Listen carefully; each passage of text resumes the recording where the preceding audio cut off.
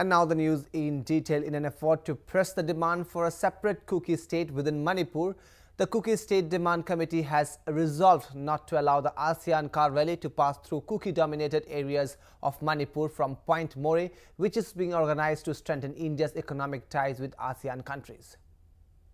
In its renewed protest demanding a separate Kuki state within the territory of Manipur, including areas and parts of Tamenglong, Chandel, Ukhrul, Senapati and Churachandpur districts, the Kuki State Demand Committee has announced that not a single vehicle participating in the ASEAN car rally will be allowed to pass through Kuki-inhabited areas of Manipur.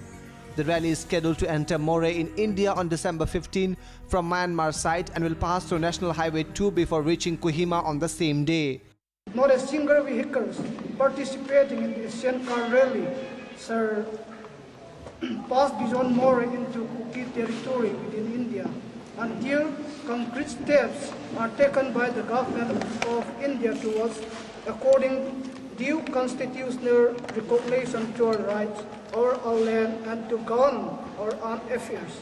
We shall have no obligation to uphold India's commitments and honor unless the issues of our lands and rights are settled. Reimposing the postponed total blockade after an understanding with the Deputy Chief Minister Gaikangkam, the Kuki State Demand Committee has also resolved to reimpose the total blockade from 5 p.m. on December 14 on all national and state highways passing through Kuki-inhabited areas of Manipur.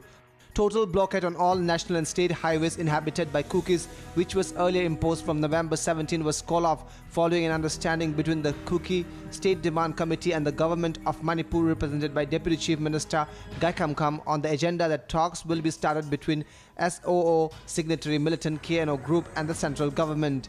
Daniel Kuman for Frontier TV in Imphal.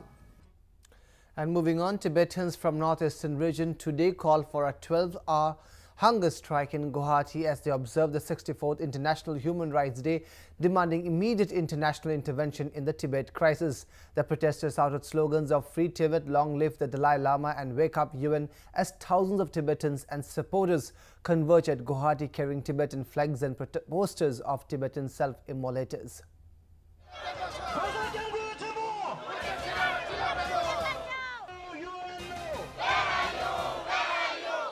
Tibetans from northeastern region is observing the 64th International Human Rights Day with protest rallies demanding immediate international intervention in the Tibet crisis.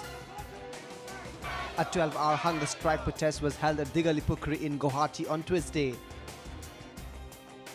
The protesters shouted slogans of "Free Tibet, Long Live the Dalai Lama" and "Wake Up UN" as thousands of Tibetans and supporters converge at Guwahati and posters of Tibetan self-immolators. The activists pointed out that the Chinese government is currently in a desperate situation, fast losing its iron grip over Tibet.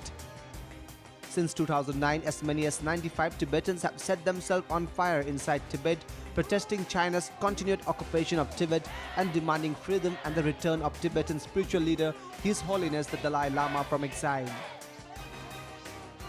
Let them visit and let them visit the ground zero and see the realities, and we also want the United Nations and all the international leaders, people of India, government of India, to seriously look into these situations and extend their supporting hand with us at these critical junctions.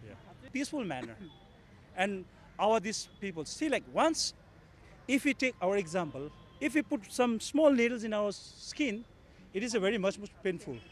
But these people, they are self-immolating themselves. We are the followers of Gandhi's. Always.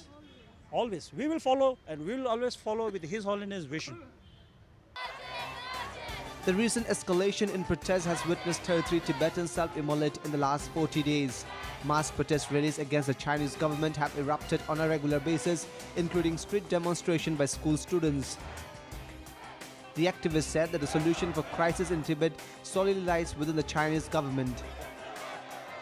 And the people of India to support us, because the Chinese government have polluted all the environments in Tibet, and the main major rivers in India and especially in Asia are flowing from the Tibet. So it is a very much this loss for the Indian people and the Asian country, because, for example, the diversion of Brahmaputra rivers that affects Indian people, Indian countries. So we would like to request Indian government and people of India to support us. 37 Tibetans from the northeastern Indian town of Shillong concluded their peace march to Guwahati after working 4 days and covering over 100 kilometers. The peace march, which began on December 7, was organized by the regional Tibetan Youth and Women's Organization to express solidarity with the self-immolators in Tibet and also to spread awareness about the critical situation inside Tibet to the local Indian population. The marchers also urged the Chinese government to give unrestricted access to international press and media in Tibet and to begin concrete and meaningful dialogue with the exiled Tibetan leadership. With camera person Bimal Ghosh, Saurabh Sharma for Frontier TV in Guwahati.